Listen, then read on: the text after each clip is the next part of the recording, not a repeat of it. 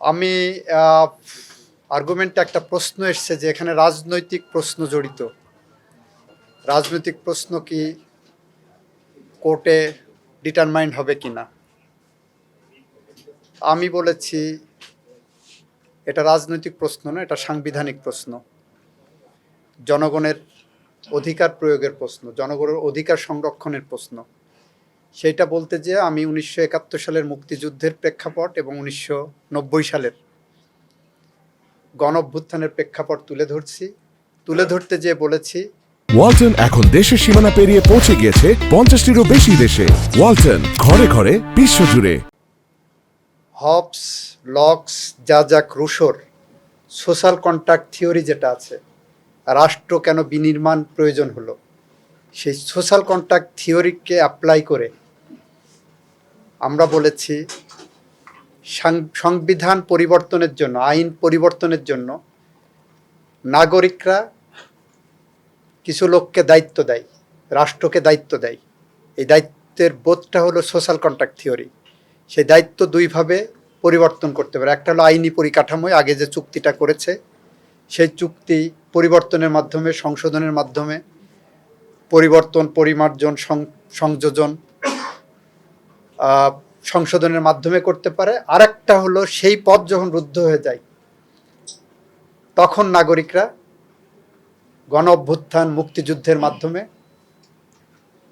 সেই আইন পরিবর্তন করতে পারে এবং সোশ্যাল কন্ট্রাক্ট থিওরি অনুসারে তাকে কে শাসন করবে, কিভাবে শাসন করবে সেভাবে তুলে ধরতে পারে। সেই প্রেক্ষাপট বর্ণনা করতে যে বলেছি পাকিস্তানের একটা সংবিধান ছিল।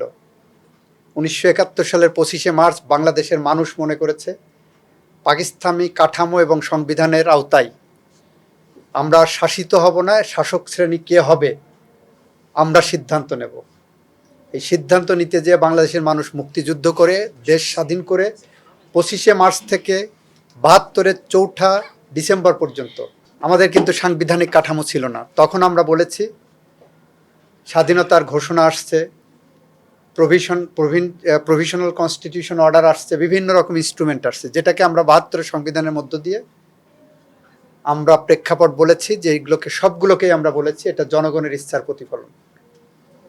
90 সালের গণ অভ্যুত্থান পরবর্তী সময়ে রাষ্ট্রপতি পদত্যাগ, উপরাষ্ট্রপতি পদত্যাগ, বিচারপতির পদত্যাগ করে অস্থায়ী রাষ্ট্রপতির দায়িত্ব নেওয়া, আবার সাংবিধানিক পদে চিফ জাস্টিস পদে ফিরে আসা, এগুলোও সংবিধানে কিন্তু ওইভাবে ছিল না। আমরা 3 জোটের রূপরেখাকে প্রাধান্য দিয়ে রাজনৈতিক দলের মাধ্যমে জনগণের ইচ্ছার প্রতিফলন ঘটিয়ে আমরা সেটা সাংবিধানিক কনভেনশনের পার্ট করেছি। ঠিক একইভাবে জুলাই গণ অভ্যুত্থান, এই গণ অভ্যুত্থানের মধ্য দিয়ে যে সরকার এসেছে, এই সরকার যখন জনগণ দেখছে তার অধিকার ক্ষুণ্ণ হচ্ছে, তার শাসক শ্রেণী শোষকে পরিণত হয়েছে, জনগণ মনে করেছে তাদের সাথে আমাদের যে চুক্তি ছিল সেই চুক্তি তারা ভায়োলেট করছে এবং সেটাকে চুক্তি আমি আউটরাইট লিগ্যাল ফ্রেমওয়ার্কের মধ্যে করতে পারছি না। তখন কনস্টিটিউশনাল কনভেনশন এবং জনগণের যে ম্যান্ডেট, জনগণের যে ক্ষমতা, আমার ভোট আমি দেব, জনগণের যে ইচ্ছা, সেই ইচ্ছার প্রতিফলন ঘটাতে যে জুলাই বিপ্লব এসেছে। এই বিপ্লবের মধ্য দিয়ে জনগণ বলেছে আমরা বাংলাদেশে গণতন্ত্র চাই, বাংলাদেশের ভোটাধিকার চাই, বাংলাদেশের বিচার বিভাগের স্বাধীনতা চাই, আইনের শাসন চাই, বাংলাদেশের ন্যায় বিচার চাই, বাংলাদেশের মানুষের মানবাধিকার, মৌলিক অধিকার সমুন্নত চাই।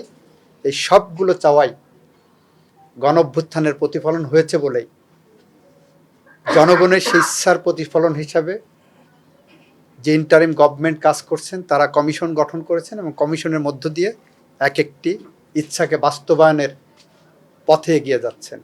এই প্রক্রিয়ায় বাংলাদেশের মানুষের আগামী দিনের নির্বাচন নিয়ে সকল প্রকার সংশয় বাদ দেওয়ার জন্য, সকল প্রকার সংশয় থেকে বের করে আনার জন্য, মানুষের ভোটাধিকার নিশ্চিত করার জন্য, গণতন্ত্র নিশ্চিত করার জন্য সাংবিধানিক প্রতিষ্ঠানের যে ফ্রাজাইল অবস্থা সেখান থেকে পুনরুদ্ধারের জন্য আমরা বলেছি ত্রয়োদশ সংশোধনের যে রায়, এটা একটা অন্তরায়, এটা ক্যান্সারের মতো আছে, এইটা আমাদের আইনের বই থেকে বের হওয়া দরকার।